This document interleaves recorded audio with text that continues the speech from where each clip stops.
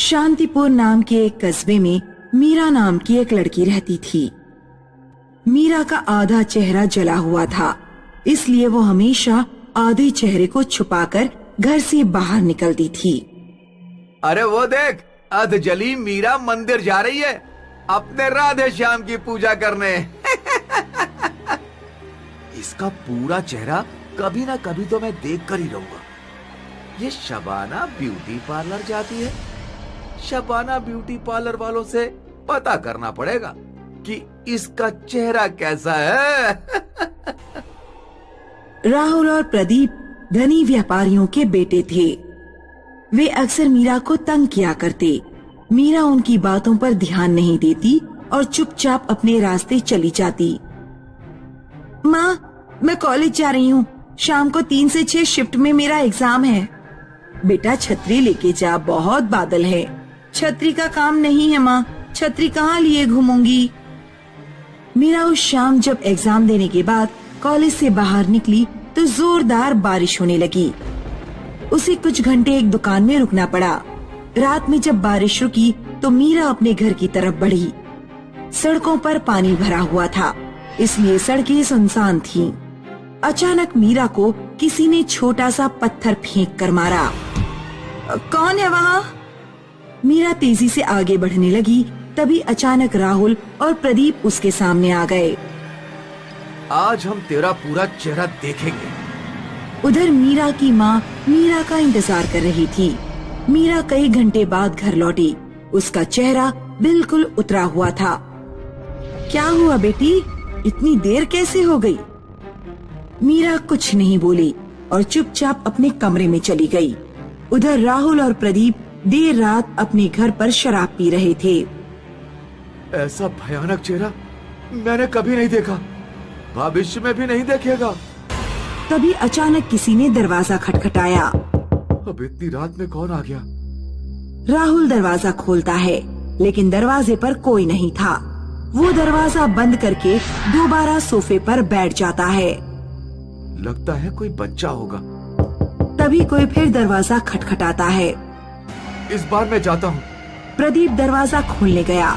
दरवाजे पर मुंह ढाके और हाथ में मशाल लिए एक भयानक चुड़ैल खड़ी थी।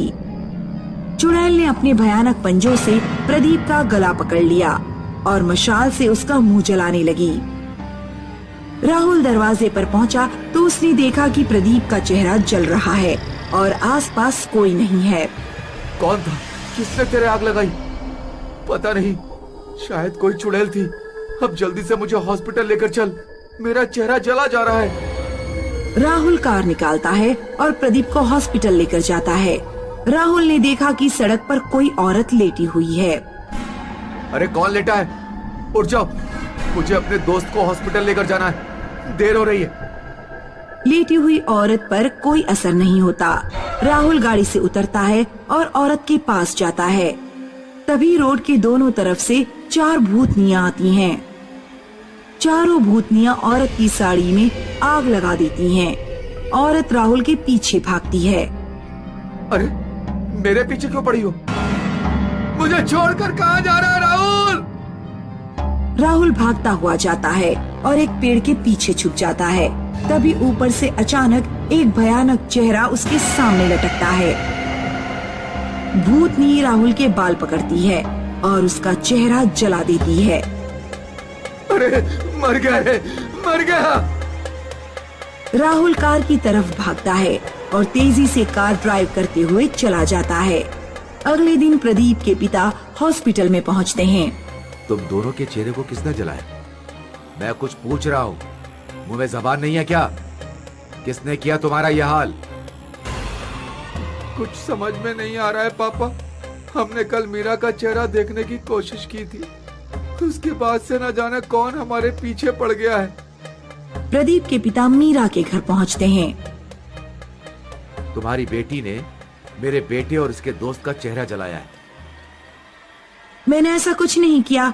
उस रात जब मैं कॉलेज से लौट रही थी तो राहुल और प्रदीप ने जबरदस्ती मेरा चेहरा देखने की कोशिश की। वे मेरा दुपट्टा छीनने लगे, तभी मैंने खुद ही अपने चेहरे से दुपट्टा हटा दिया और उन्हें अपना चेहरा दिखा दिया। मैं जैसी हूँ वैसी हूँ। मुझे खुद को लेकर कोई अफसोस नहीं। अगर तुमने ये नहीं किया तो फिर उनके चेहरे किसने जलाए? मैं नहीं जानती। प्रदीप के पिता एक तांत्रिक को बुलाते हैं और उन्हें राहुल और प्रदीप के पास लेकर जाते हैं। कोई आत्मा इन दोनों का पीछा कर रही है, सावधान रहना होगा। राहुल और दीपक की हॉस्पिटल से छुट्टी हो जाती है और वे दोनों अपने अपने घर चले जाते हैं। प्रदीप घर जाते ही सो गया। रात के 2 बजे उसकी आंख खुली। उसके बिस्तर के चारों ओर 4 चुड़ैल हाथ में मशाल लिए और मुंह ढाके खड़ी थीं। चुड़ैलों ने प्रदीप के बिस्तर पर आग लगा दी। मुझे मत मारो, मुझे मत मारो। प्रदीप बिस्तर से कूदा और खिड़की से कूदकर सीधे राहुल के घर की ओर भागा। राहुल उसे सड़क पर ही मिल गया। क्या तुम्हारे बिस्तर पर भी किसी ने आग लगा दी? हाँ। दोनों भागते हुए शबाना ब्यूटी पार्लर पहुंच गए। ब्यूटी पार्लर अभी भी खुला हुआ था। क्या कोई है? हमारी मदद करो। हेलो, क्या कोई है? यहाँ पर कोई है?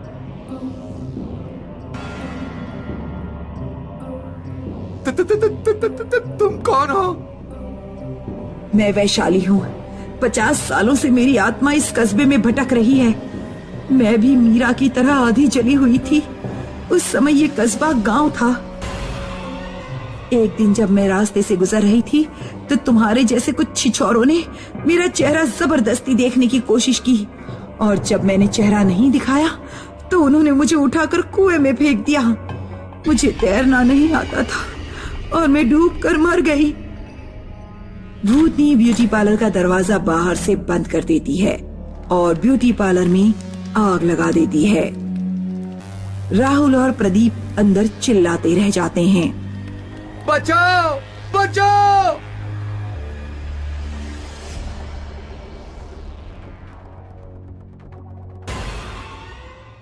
एक बार की बात है, एक गांव में बंटी नाम का किसान अपनी पत्नी पुष्पा के साथ रहता था।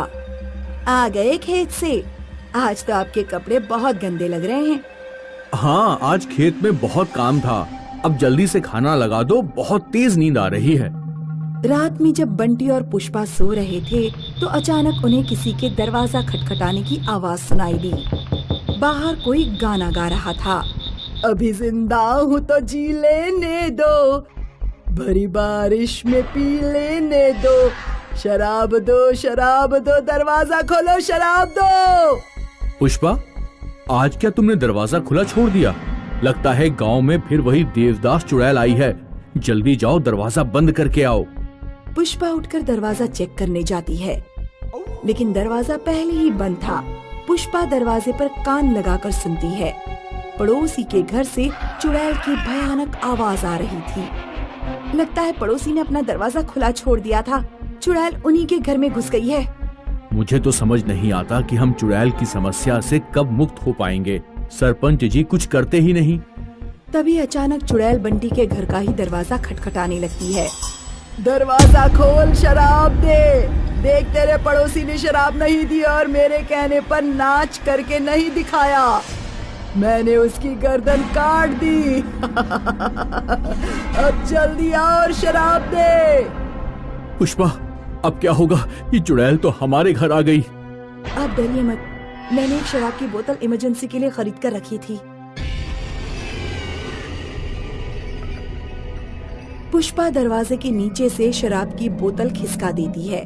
तब चुड़ैल बोतल लेकर चली जाती है। सुबह बंटी के पड़ोस के घर में मातम छाया हुआ था। चुड़ैल ने मेरे बेटे और बहू को मार डाला। अब कौन मुझे न्याय दिलाएगा?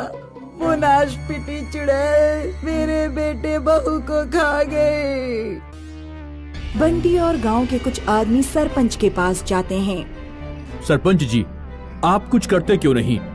ऐसे कब तक हम उस देवदास चुड़ैल का अत्याचार सहते रहेंगे? गांव के लोगों को अपने अपने घर शराब की बोतलें रखनी पड़ती हैं। हमारे घर में खाने के लिए नहीं है, हम शराब की बोतल कैसे खरीदें? चिंता मत करो, आज रात उस चुड़ैल को हम मार डालेंगे। सब लोग रात में 12 बजे अपनी अपनी मशालें जलाकर चौपाल पर इकट्ठा हो जाना। उस रात गांव के लोग सोए नहीं और आधी रात को मसाले लेकर चौपाल पर आ गए। जय हनुमान ज्ञान गुण सागर, जय हनुमान ज्ञान गुण सागर, मेरी रक्षा करना। अभी तो भूतनी आई भी नहीं, अभी से तुम्हारी पतलून गीली होती जा रही है। गांव के लोग डरते डरते आकृति की तरफ बढ़ते हैं।